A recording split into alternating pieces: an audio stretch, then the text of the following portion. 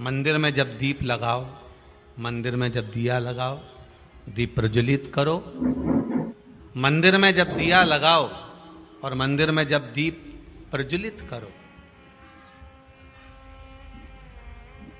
उस समय पर जब मंदिर में दीप लगाएं और मंदिर में जब दिया प्रज्वलित करें, अगर गोल बाती है तो वो तो दिए के बीच में ही होगी, फूल बाती है तो वो दिए के बीच में होगी।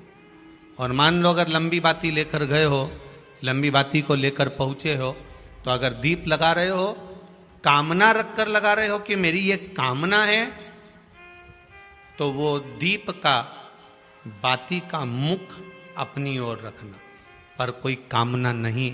हम भगवान को केवल इसलिए रिझा रहे हैं कि मेरा भोलेनाथ मेरा भंडार भरे और मेरे घर में सुख समृद्धि दे। तो दीप की बाती का मुख भगवान की ओर होना चाहिए कि हमने तेरे भरोसे पर छोड़ दिया।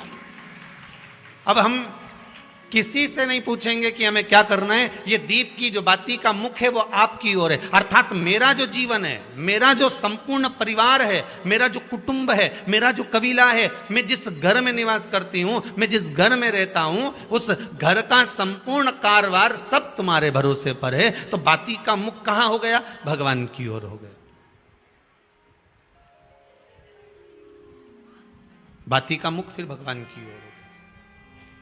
पर ज्यादातर लोग दिया जो लगाते हैं ना, वो अपनी ओर बाती करके ही लगाते हैं। मतलब इनकी कामना चलती ही रहती है 24 घंटे।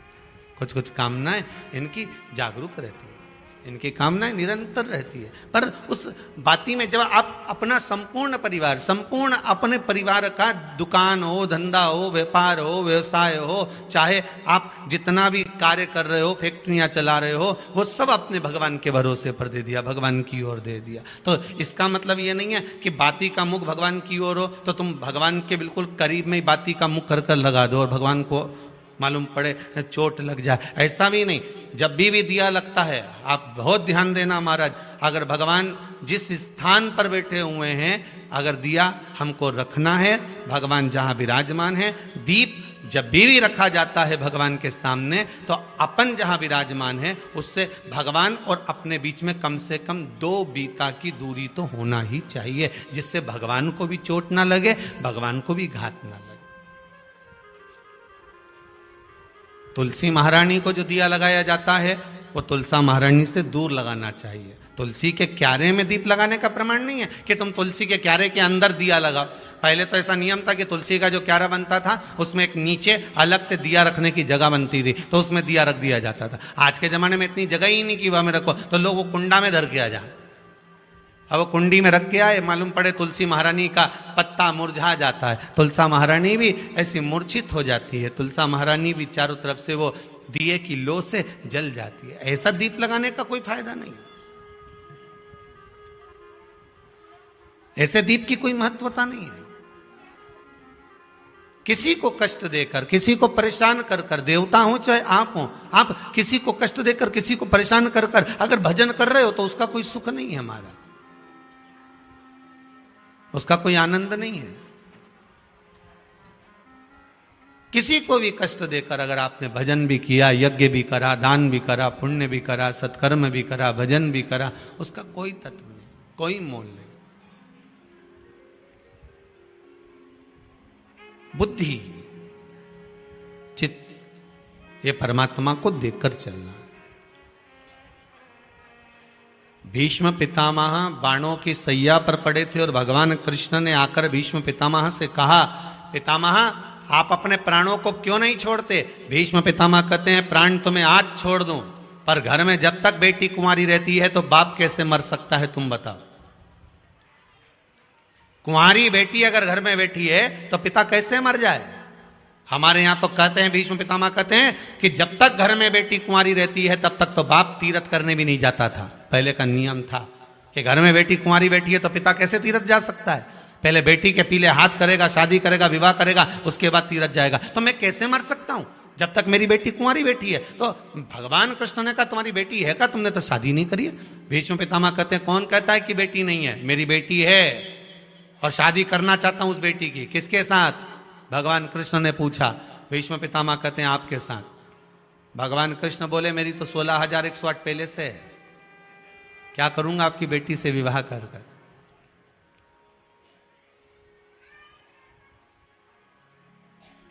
क्या करूंगा विवाह कर कर।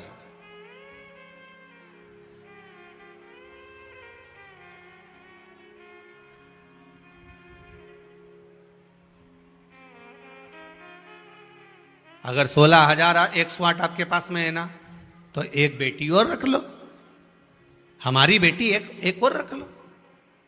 बड़ी समझने वाली कथा है। जब 16,108 भगवान कृष्ण के पास में है तो एक और देने की जरूरत क्या थी।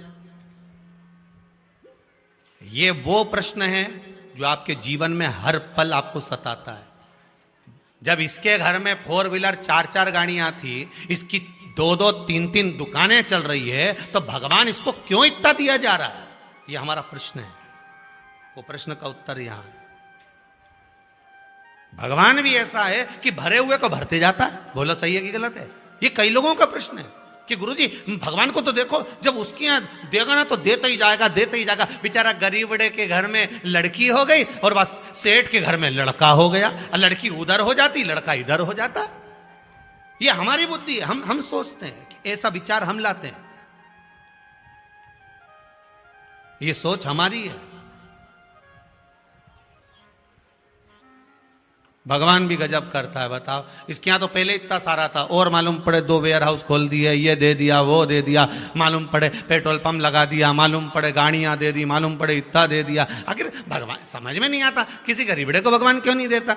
बताओ, उसके तो खूब सारा था, भगवान ने भरे भराए को और भर दिया। तो यही तो प्रसंग यहां आ रहा है कि भगवान भीष्म पितामह भगवान कृष्ण से कह रहे हैं कि तुम मेरी बेटी से शादी कर लो, और भगवान कह रहे हैं मेरे पास में जब 16,108 है तो मैं क्यों लूं, एक काम कर किसी दूसरे से ब्याह कर दे, कुंवारा तो घना सारा पड़ा है,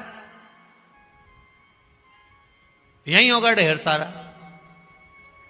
तो इतने कुंवारे पड़े हुए हैं, तुम्हारी मर्जी पड़े उसके शादी करो, पर मुझसे क्यों करना। तो भीष्म पितामह ने कहा, कृष्ण जो 16,108 रानियों को अकेला साध सकता है, तो वो मेरी बेटी बुद्धि को भी साध सकता है।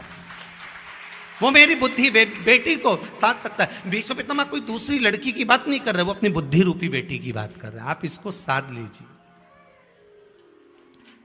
मेरी बेटी बुद्धि के साथ में आप विवाह कर लीजिए। किसी दूसरे की तो बात ही नहीं चल रही है, बेटी की बात चल रही है। बस उसी तरह भगवान भरे हुए को क्यों भरता है। जिसको दिया जा रहा है उसको दिया ही जा रहा है, और जिसको नहीं दे रहा तो उसको रुलाया जा रहा है। क्यों। कोई भगवान से जाके पूछे तो सही, तो भगवान भी कह देते हैं तेरे को देने में दिक्कत नहीं है, दे दूंगा, मना नहीं है, बिल्कुल दूंगा, पर दिक्कत केवल इसी चीज की है कि मैंने तेरे को दिया, मैंने तेरे को दिया और तूने बर्बाद करना प्रारंभ किया। जैसे एक प्रसंग पहले सुनाया था, एक बच्चा तालाब के किनारे पर बैठा है, उसके हाथ नहीं है। सारे गांव के बच्चे तालाब में नहा रहे हैं, ये बैठा बैठा रो रहा है। पार्वती जी ने शिव जी से कहा, भोलेनाथ सबके हाथ पैर हैं, इसके क्यों नहीं है बेचारे के, देखो कितना मन कर रहा है, रो रहा है, वो नहा नहीं सकता, तालाब में कूद नहीं सकता। पार्वती अपने को ब्रह्मा जी की लेखनी में ज्यादा गड़बड़ी नहीं करना, तुम तो चलो। पार्वती जी बोली ऐसे कैसे चलो, इसकी मां 16 सोमवार के उपास कर रही है हाथ के चक्कर में।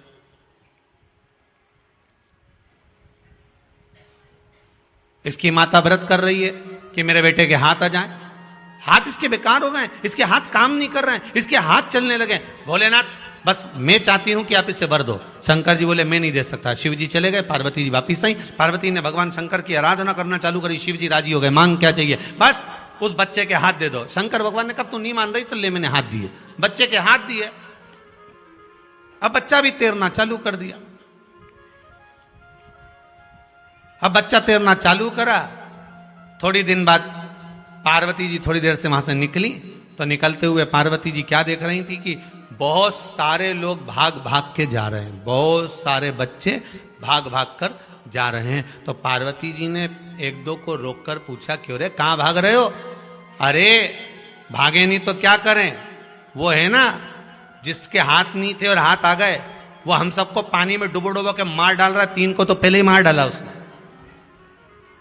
3 को मार डाला और हमारी तैयारी, इसलिए हम भाग रहे हैं। पार्वती जी शिव जी से बोली, प्रभु शायद इसीलिए आपने हाथ नहीं दिया था। भगवान कहते हैं, कहां देना है, किसको देना है, कब देना है, कैसा देना है, ये मैं जानता हूं, ये मैं जानता हूं। कब किसको प्रदान करना है, कब किसको देना है, ये मैं जानता हूं। बलराम जी महाराज की बुद्धि का भगवान कृष्ण ने बारंबार कहा था कि आप संभल जाओ, मत करो ऐसी दोस्ती, मत करो ऐसा साथ, के बाद में दिक्कत आए। महाराज संगत अच्छी बैठना, संगत और पंगत, क्या क्या चीज, जम के बोलिए जरा, संगत और पंगत। पंगत मतलब भोजन, बहुत बहुत समझ कर रखना, बहुत समझ कर। संगत भी अच्छी हो और पंगत भी अच्छी, संगत भी अच्छी और पंगत भी अच्छी।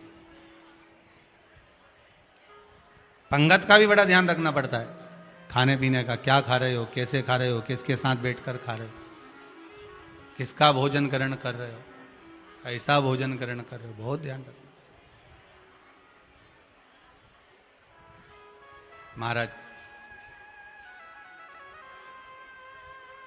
पुलस्त बाबा ने प्रतीचि से कहकर, जब भ्रमण करते करते करते करते पुलस्त ऋषि द्रोणाचल के पास पहुंचे, द्रोणागिरी के पुत्र श्री गोवर्धन नाथ जी को लेकर चले।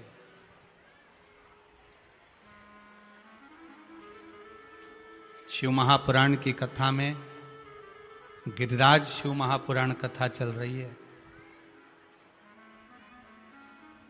जब लेकर चले तो उन्होंने कह दिया, जहां मुझे रख दोगे मैं उठूंगा नहीं,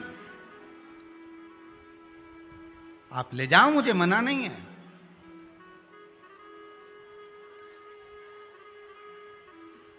पर जहां रखोगे मुझे, मैं वहां से हिलने वाला नहीं हूं।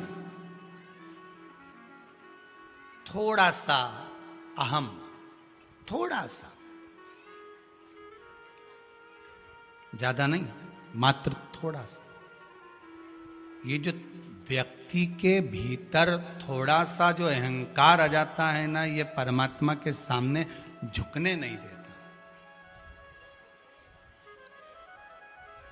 झुकने नहीं देता।